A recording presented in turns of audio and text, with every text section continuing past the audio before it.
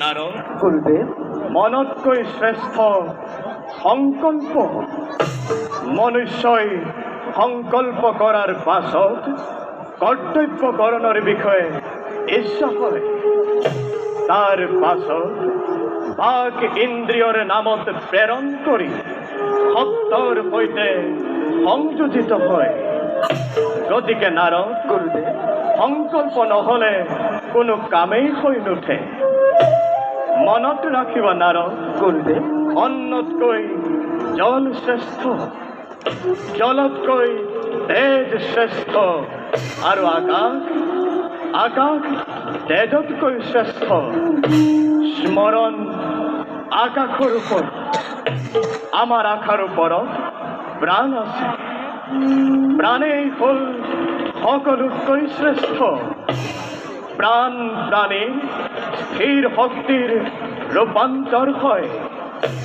পিতা মাতা ভাই ভনী ব্ৰাহ্মণ আচাৰ্য সকলো প্ৰাণস্বৰূপ। প্ৰাণ পিতৃত্ব মাতৃত্বৰ সম্বন্ধৰ কাৰণ। গুৰুদেব নাৰদ প্ৰাণেই না আমাদেৰ সত্যিত্ব শক্তি হয় ৰে।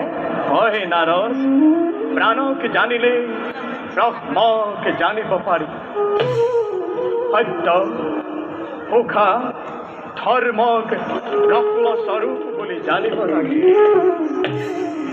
জানি থোৱা গুৰুদেব নাম ৰূপে সকলো প্ৰকাশমান। উপৰোক্ত কথাবিলাক দেহৰ ভিতৰত মিলাই চালে ব্ৰহ্মক বুজিব পাৰিবা। গতিকে নাৰদ গুৰুদেব প্ৰাণময় সকলো প্ৰাণীয়ে ঈশ্বৰক অৰক্ষা কৰিব লাগে। তেতিয়া অমৃত স্বৰূপ পৰমেশ্বৰক লাভ কৰিব পাৰি। গতিকে গুৰুদেব ভগৱানক লাভ কৰাৰ মুখ্য পথ হ'ল তেওঁক একান্ত মনে হৃদয়ত ধ্যান কৰা, তেওঁৰ নাম কীৰ্তন কৰা। গতিকে নাৰদ গুৰুদেব আজি খন্তে এই দিলো তোমাৰ ব্ৰহ্ম তত্ত্ব জ্ঞান। গুৰুদেব